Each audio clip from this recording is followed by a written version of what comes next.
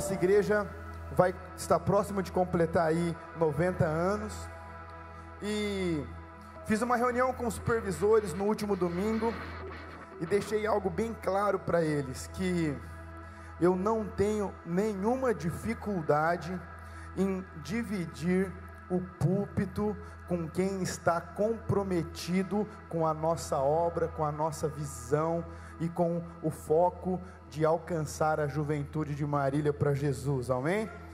Se vocês acompanharem desde o começo do ano, 8 pessoas pregaram aqui, daqui, de líderes, supervisores, alguns discípulos, e já tem mais alguns na mira aí, né? Eu tenho certeza que o Espírito Santo vai continuar usando a vida de vocês, amém?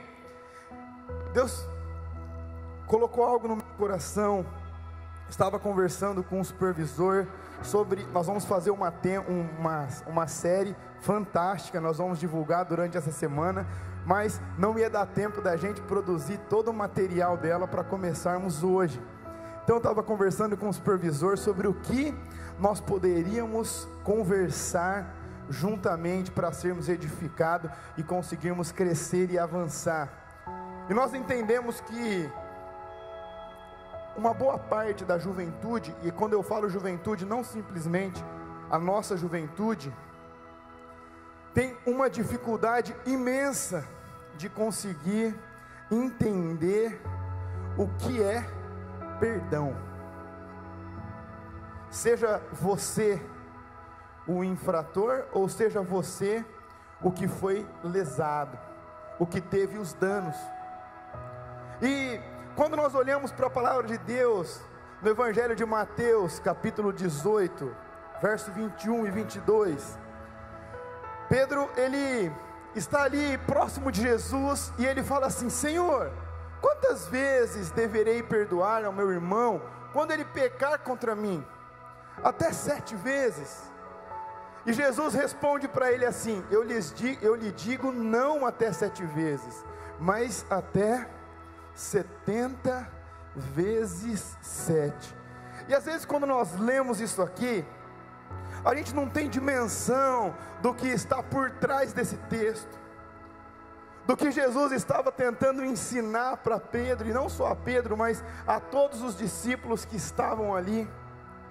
E eu quero que vocês prestem muita atenção essa noite, porque muitos jovens não conseguem ter uma vida bem sucedida, não conseguem, e a vida que eu falo, eu não estou falando simplesmente a nível ministerial, estou falando a nível familiar, a nível financeiro, a nível sentimental, a nível profissional. É um jovem que vive amarrado, vive preso, não consegue ter êxito em nem uma área da sua vida, ou é um jovem que vive uma montanha russa.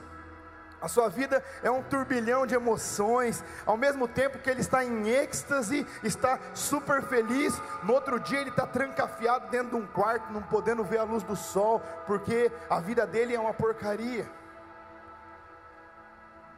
E nós começamos a entender que todas as vezes que nós pregamos aqui nesse púlpito sobre perdão, sobre avivamento, sobre conquista, sobre relacionamento com Deus, sobre intimidade,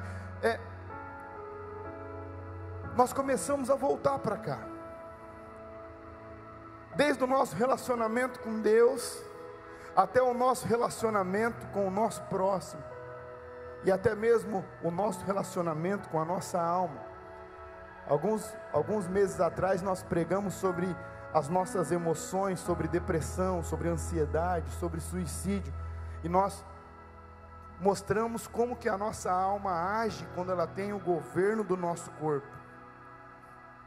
Então, quando nós olhamos para esse episódio da Bíblia, quando nós olhamos para Pedro, indagando Jesus, e Jesus respondendo Pedro, com toda certeza, Pedro, ele fez a pergunta, do jeito que ele era audacioso, que ele gostava sempre de estar à frente, sempre de estar ali, se mostrando pronto para Jesus.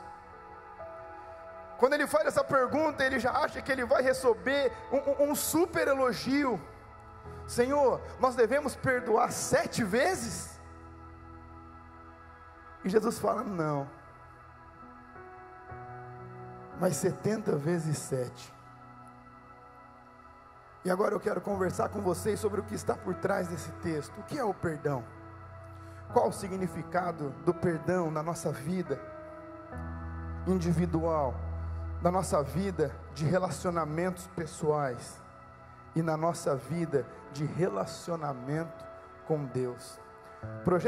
Nós vamos voltar nesse texto aqui no final, mas projeta para mim, por favor, Hebreus capítulo 7, verso 20 a seguir.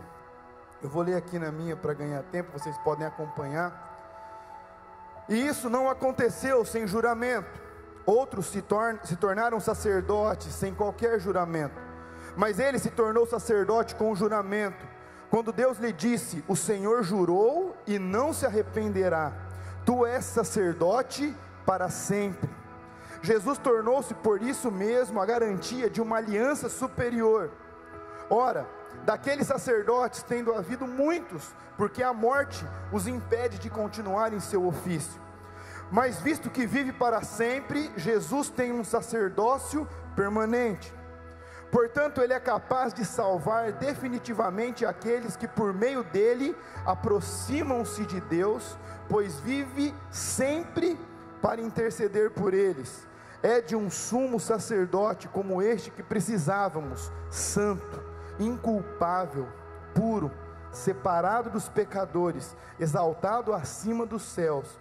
Ao contrário dos outros sumos sacerdotes, ele não tem necessidade de oferecer sacrifícios dia após dia, primeiro por seus próprios pecados e depois pelos pecados do povo. E ele fez isso de uma vez por todas, quando a si mesmo se ofereceu. Pois a lei constituiu sumos sacerdotes a homens que têm fraquezas, mas o juramento que veio depois da lei constitui o Filho perfeito para sempre. Queridos, esse texto está falando de Jesus, está falando do sumo sacerdote. Então, talvez, se você ainda não tem um entendimento do papel do sacrifício de Jesus, do porquê Jesus morreu em uma cruz por você, isso começou desde a criação, quando Adão ele transgrediu a lei do Senhor. E ali na viração do dia, quando Deus ele descia todos os dias na viração do dia para falar com Adão, ele desce um dia e ele começa a chamar: Adão, Adão, e Adão não vem ao seu encontro. Adão ele vai e se esconde, e Deus continua chamando ele, até que Adão vem meio sem jeito ali, e ele fala: Adão, por que você se escondeu? E Adão responde para Deus assim: é porque eu estava nu, estou nu, e eu tive vergonha de você. E Deus ele olha para Adão e ele fala assim: mas quem te disse que você está nu? E aí ele vai contar o que aconteceu. E desde a criação até hoje com uma menor frequência devido às leis de crimes, de proteção aos animais, mas antigamente era levantado um sacerdote. Esse sacerdote ele fazia o papel de intermediar o povo de Deus. Então, primeiro ele matava um animal e oferecia para ser redimido dos seus próprios pecados, e depois ele matava outro animal para oferecer em sacrifício pelo perdão dos pecados do povo. Só que tem algo interessante aqui que acontece no Éden. Interessante porque o primeiro ato divino, depois que Adão ele confessa o pecado, Deus ele vai bem profundo para mostrar a sensação do pecado para Adão. E nós começamos a entender que uma pessoa, quando ela peca e ela ainda não tem a remissão pelos seus pecados, ela tem alguns sentimentos. Ela tem o sentimento de exposição, de vergonha, de ser o centro das atenções. Eu não sei se você já teve a experiência de trazer alguém embriagado para a igreja, ou alguém viciado em drogas para a igreja, ou às vezes alguma garota de programa para a igreja. Ela fala assim: não, mas está todo mundo olhando para mim, não tem ninguém olhando para ela. E o cara fala assim: mano, eu entrei na igreja, todo mundo olhou para mim, e eu comecei a me sentir a pior pessoa do mundo. Eu acho que eles sabem o que eu faço. Eu acho que eles sabem dos meus erros. E nós começamos a ver que é esse mesmo sentimento e sensação de Adão. Porque na verdade Adão, ele conversava com o seu Criador todos os dias nu. Mas até que ele se deu conta de quem ele era, ele quis se esconder. Em todo tempo Deus sabia quem Adão era. Do mesmo jeito que em todo tempo Deus sabe quem você é. E nós começamos a prestar atenção. E o primeiro ato divino aqui é cobrir a nudez de Adão e de Eva com pele de animais. E nós começamos a ver que desde a criação, por todas as tribos, por todos os impérios que passamos, sempre um inocente tinha que morrer para cobrir o erro de um culpado. Sempre. Até hoje, como eu disse para vocês, numa frequência bem menor, porque hoje tem lei que você não pode matar uma pessoa, tem lei que você não pode matar um animal, tem proteção aos animais, mas as tribos mais distantes, eles ainda fazem sacrifícios hoje, para pedir perdão pelos seus pecados, para outros deuses, porque eles ainda não entendem que Jesus já se fez sacrifício vivo por eles. Em algumas tribos mais extremistas, onde se pratica o canibalismo, ainda os primogênitos são oferecidos como sacrifício, para perdão dos pecados daquela tribo, em oferenda aos demônios. E hoje, na modernidade,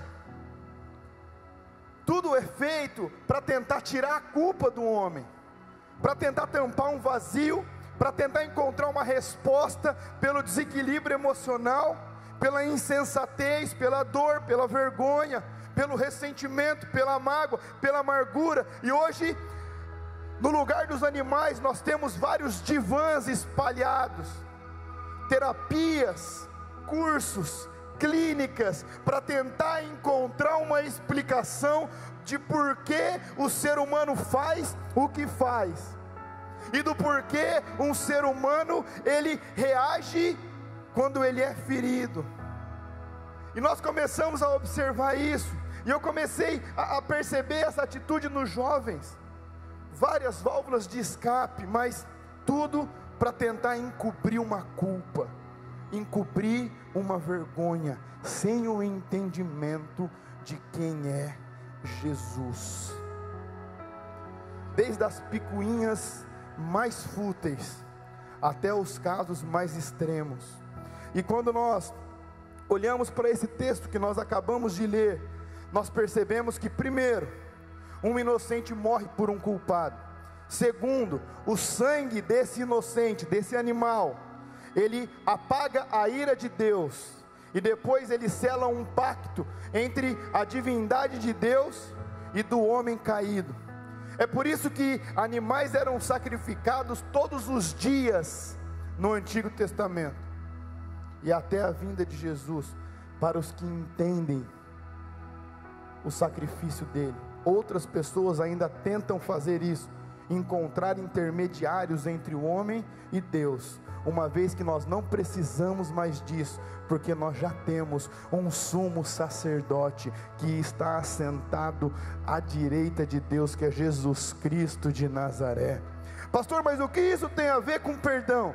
Tem tudo a ver, porque se nós não entendermos quem nós somos, se nós não entendermos a nossa natureza humana caída, vem uma arrogância, vem um orgulho, e nós achamos que nós estamos em uma posição de julgar, quando na verdade nesse tribunal nós somos os réus perante Deus e as pessoas. Hoje eu li uma frase de Spurgeon que me chamou muita atenção. Príncipe dos pregadores, ele falou assim: olha, se alguém falar mal de você, não fique chateado, porque na verdade você é muito pior do que ele está falando. Quando nós não temos entendimento que nós somos pecadores, e que não existe algo que o homem possa fazer, não existe uma terapia, não existe um sacrifício. Lá quando eu preguei para vocês sobre a reforma protestante, que na época os padres, eles vendiam indulgências, ou seja, eles tentavam rotular preços para as pessoas pagarem pelo perdão de seus pecados, tentando achar meios de você ser livre, se sentir completo e se sentir perdoado e disposto a perdoar. Mas ninguém encontra até se deparar com Jesus. Preste atenção no que eu estou falando. Atrás dessa resposta que Jesus dá para Pedro, tem o próprio sacrifício que ele ia fazer. De fato, nós sabemos que um homem não pode perdoar pecados, é verdade, só Jesus tem esse poder. Mas o homem pode perdoar uma ofensa, o homem pode perdoar um trauma, o homem pode perdoar uma dívida, o homem pode perdoar uma traição, o homem pode perdoar danos materiais, um homem pode perdoar danos emocionais, um homem pode perdoar traumas psicológicos, pressão, assédios. Isso nós perdoamos. Jesus perdoa pecados, não erros. Erros nós perdoamos. E quando nós olhamos para isso, eu começo a prestar atenção e ver como que a juventude hoje está perdida. Perdida porque existe uma falsa autossuficiência dentro desses jovens hoje, pensando que eles são os donos do mundo, que eles sabem de tudo, e levando eles para a perdição do pecado e do inferno. Queridos, preste atenção nisso. Partindo desse pano de fundo que nós demos, o que nós podemos falar de perdão? Por que existe o perdão? Quantos aqui já escutaram de alguém assim: eu não tenho como perdoar essa pessoa? Você não tem noção do mal que essa pessoa me causou. Quantos de vocês já falaram ou escutaram isso? Pode levantar a mão. É que não foi com você. Se fosse com você, você não ia estar me falando isso. Deixa eu resumir algo para trazer uma simplicidade do Evangelho para você. Se você está na posição de perdoar, é porque alguém errou com você. Se alguém não tivesse te traído, se alguém não tivesse te roubado, se alguém não tivesse te agredido, se alguém não tivesse feito mal para você, mal para sua família, mal para os seus pais, você não precisaria pedir perdão para ela, nem perdoar. Você só precisa perdoar porque existe o erro. Por isso que Jesus morreu, para que a gente tivesse a chance do perdão. Ele foi o sacrifício pelos nossos erros. Ah, mas isso me entristece, pastor. E aí eu quero falar agora que você precisa se perdoar. Por que se perdoar? Tem pessoas que não vivem o presente porque está presa no passado, e com isso ela compromete todo o seu futuro. Certa vez eu aconselhei um rapaz que ele tinha mandado a namorada dele abortar. Namorada, era um rolo, e ela tinha acho que 17 ou 18 anos, não me recordo agora, ele um pouco mais do que isso. E todas as vezes ele voltava e falava assim: cara, mas você tem noção que eu sou um assassino? Você tem noção do que eu fiz? Você tem noção da desgraça que eu causei na minha vida e na vida dessa moça? E tentando aconselhar de várias formas, até que um dia ele falou assim: pastor, você sabe que eu sou um assassino? Eu falei: eu sei. Ele arregalou os olhos, ele olhou para mim, ele falou assim: você acha que Jesus pode me perdoar por causa disso? Eu falei: quando ele morreu naquela cruz, ele já deu a condição para você ser perdoado por esse erro. E ele olhou para mim e falou: pastor, mas você acha mesmo que eu sou um assassino? Eu falei: com certeza você é um assassino, você tirou uma vida. Mas o sumo sacerdote, Jesus Cristo de Nazaré, que tira o pecado do mundo, o cordeiro imolado antes da criação do mundo, Ele pode apagar este pecado da sua vida. Por que eu estou falando isso para vocês? Claro que é só um exemplo, tem vários outros, né? Me lembro de um jovem que pegou o carro do pai, pouco mais de 18 anos, encheu a cara, bateu no carro, bateu mais em 2 carros, o carro não tinha seguro, e aí ele falando: cara, o que eu fiz com meu pai? Meu pai trabalha, dá um duro lascado, e agora ele vai ter que arrumar essa bagunça que eu fiz. Você acha que Jesus vai me perdoar por isso, pastor? Vai perdoar. Jesus vai perdoar. Vai ter as consequências, é claro, mas Ele vai te perdoar por causa disso. Então, não importa o que você passou na sua infância, na sua adolescência, os traumas que você causou, nós temos que pensar sempre assim: quando nós falamos de perdão, primeiro nós fazemos mal para as pessoas também. Nós também decepcionamos pessoas, nós também frustramos pessoas, nós também machucamos pessoas. Então, primeiro nós nos vemos como culpados e olhamos para o sacrifício de Jesus, para que nós possamos ser perdoados dos nossos erros. Então, primeiro você precisa entender isso. Lembre-se dessa frase de Spurgeon, me chamou muita atenção. Eu vou colocar isso aí lá no meu escritório. Se alguém estiver falando mal de você, não fique chateado, você é muito pior do que ele está falando. Nós temos que ter esse entendimento.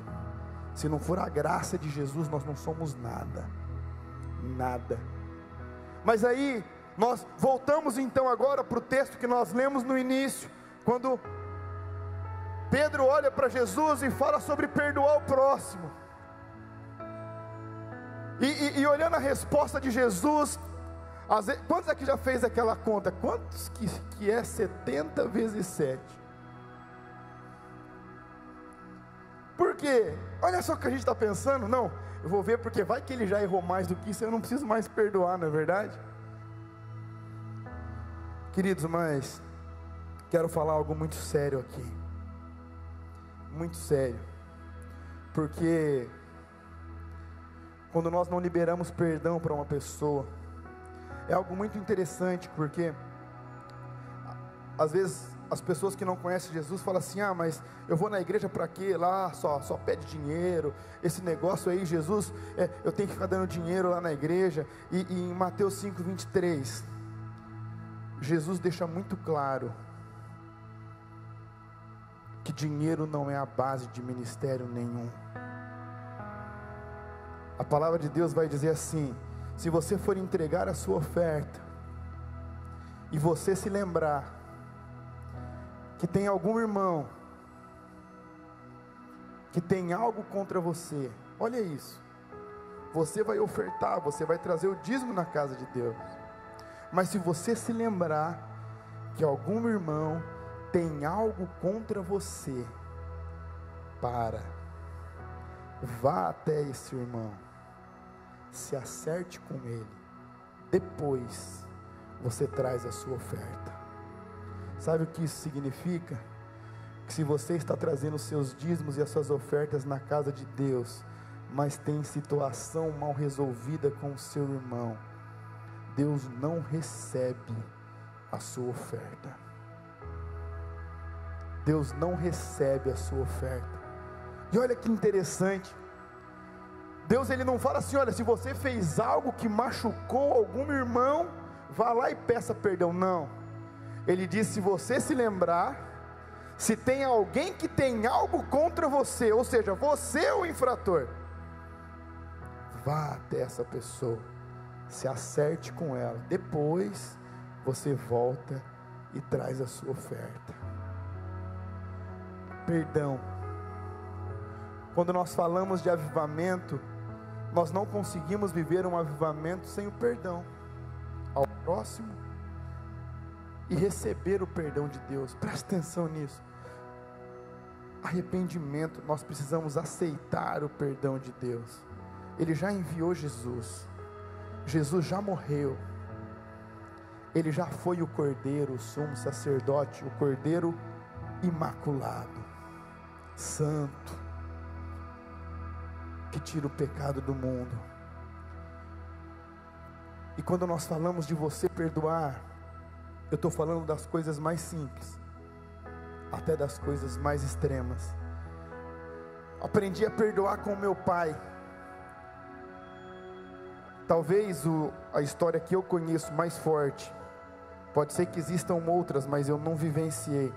Meu pai, quando ele tinha de 11 para 12 anos, ele estava aprendendo a andar de bicicleta, daquelas bicicletas grandes, e o meu avô falou assim para ele: olha, você não vai andar de bicicleta, porque não quero que você anda hoje, né? Ou seja, meu avô saiu para trabalhar, o que duas crianças fazem? Pega a bicicleta e vai andar. E o irmão mais velho dele foi segurando a bicicleta, e era uma descida, e aí chegou num certo ponto, ele soltou e não falou nada para o meu pai. E quando meu pai estava descendo, ele gritou lá de cima: soltei. E ele estava indo bem, mas aí ele foi olhar para trás, porque tinha soltado, ele escutou o grito, ele caiu, e ele teve uma fratura exposta no braço. E uma criança, quando se machuca, quando alguma coisa dá errado, ela faz o quê? Ela corre para o pai. E meu pai saiu correndo. Meu avô trabalhava em uma fazenda, não sei precisar exatamente, mas ficavam uns 3 ou 4 quilômetros ali, da onde ele tinha caído. E quando ele chega no meu avô, com o osso para fora, tendo corrido, chorando, desesperado, meu avô olha para o braço dele e fala assim: o que você estava fazendo? Ele falou: andando de bicicleta. Ele falou: mas eu não disse que não era para você andar de bicicleta? E virou as costas. E quando ele voltou com um reio, porque era numa fazenda. E ele bateu no meu pai e falou assim: agora você vai voltar para casa, vai entrar no quarto e vai ficar lá, porque eu falei para você não andar de bicicleta. Só um adendo, o osso estava para fora.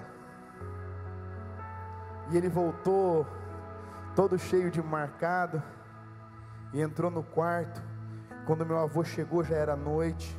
Ele estava com febre, com o osso para fora. E meu avô entrou como se nada tivesse acontecido. E ali ele ficou aquela madrugada, até que no outro dia ele começou a ter febre muito alta, ele começou a delirar. E aí uma pessoa que estava passando por lá, escutou os gemidos, pegou ele, levou para um hospital, com o braço já infeccionado.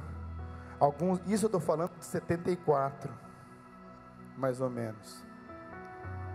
E aí, ele escutando, meu pai conta, delirando, eles escutando meio longe.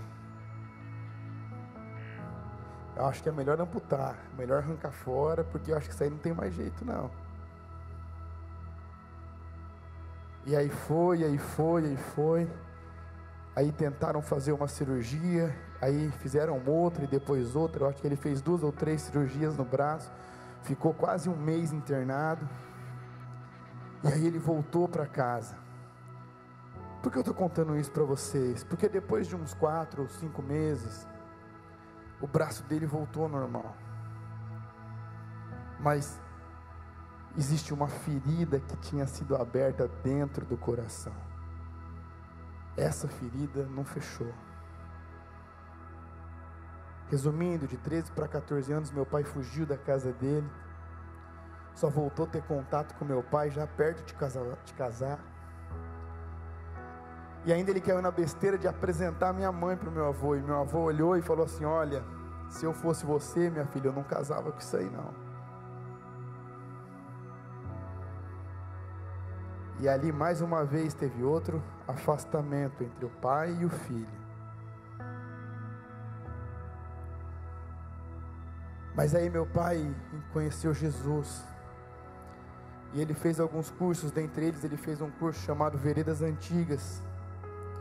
E ele entendeu o princípio da honra, de fazer uma festa de honra. Presta atenção, nós estamos falando para um homem que teve uma vida sem Jesus, teve um pai agressivo, um pai que não deu amor, E ele entendeu que ele precisava ir pedir perdão para o pai.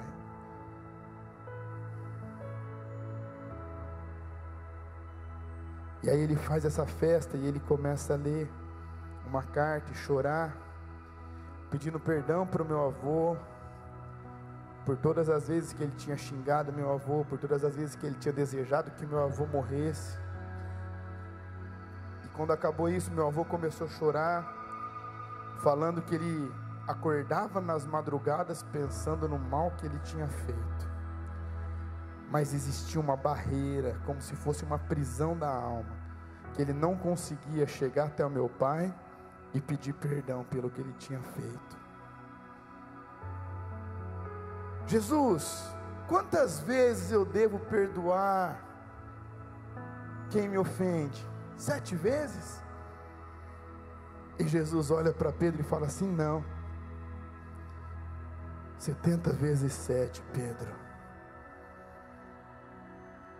Uma palavrinha pequena, mas que é difícil de praticar, porque envolve orgulho, envolve interesse, envolve ego, envolve mágoa. Já acompanhei meninas que tinham sido abusadas pelo próprio pai, mas elas entregaram a vida para Jesus, e elas entenderam que o relacionamento precisava ser restaurado. É difícil, não é? Mas Jesus, Ele nos pede para perdoar. Ele perdoa os pecados, e agora eu quero trazer para a vida de Jesus. Eu quero falar para você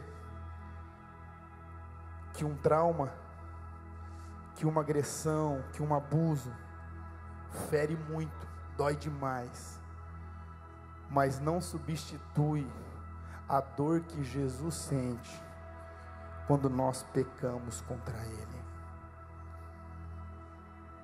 E mesmo assim, Ele está de braços abertos, pronto para nos perdoar, indo para a cruz mesmo, recebendo cuspidas, sendo xingado, apanhando. Naquele momento Ele fala assim: Pai, perdoa eles, eles não sabem o que eles estão fazendo, perdoa eles. Sabe, eu quero que você feche seus olhos aí no seu lugar, antes da gente encerrar. Para quantas pessoas você já fez mal? Para quantas pessoas você já fez mal? Agora começa a pensar quantas pessoas já fizeram mal para você. Quantas vezes você foi o lesado? Quantas vezes você perdeu? Quantas vezes você chorou? Quantas vezes você se sentiu sozinho? Quantas vezes você se sentiu traído?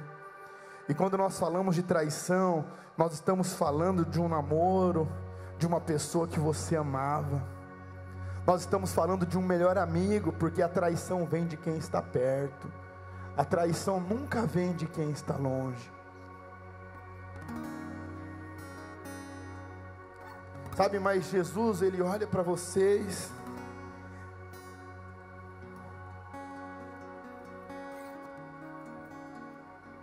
sendo o sumo sacerdote, cordeiro imolado antes da criação do mundo, para tirar o nosso pecado.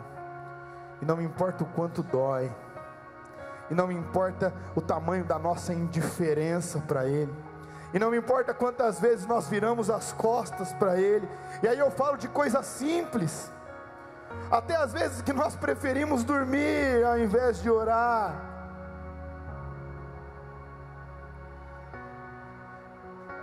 Como coisas graves, roubos, crimes de sangue.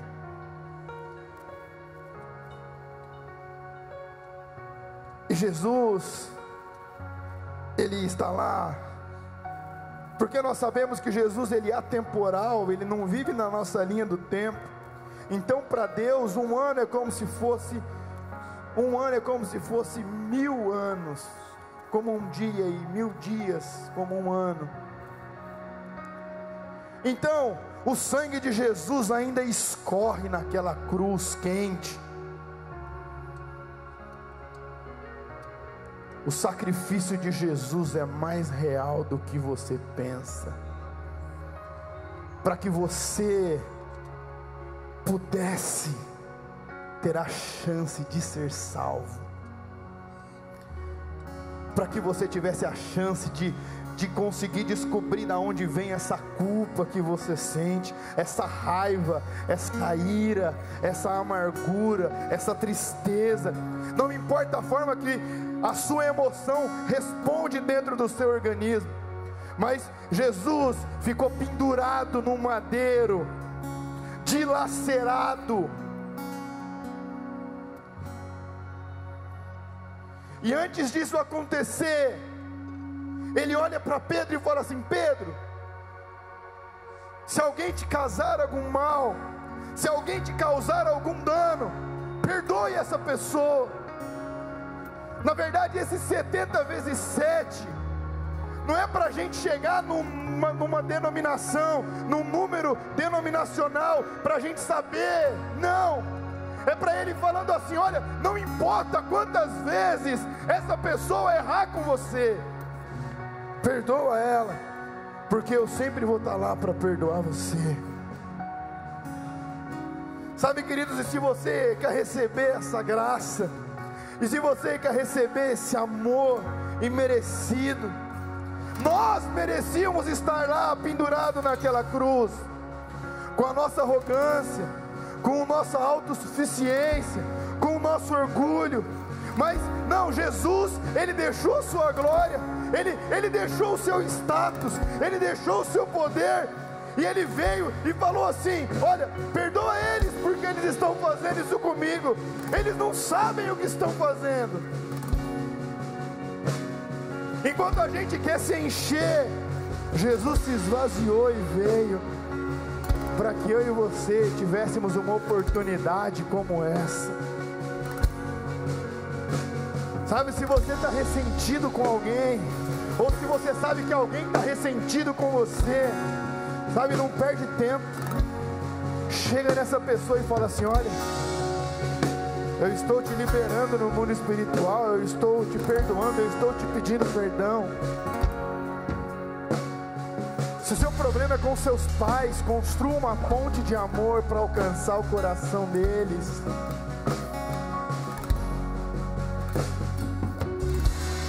Sabe, agora, se o seu problema é indiferença com o sacrifício de Jesus, se você não para pensar que quando Jesus Ele fala para você perdoar, é porque Ele te perdoou. Eu quero te convidar a se colocar de pé no seu lugar.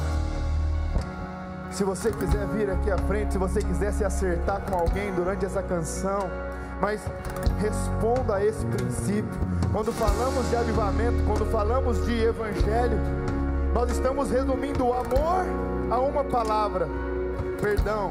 Só perdoa quem ama, quem não perdoa não ama. E se você não ama, você não é de Deus, a palavra diz isso.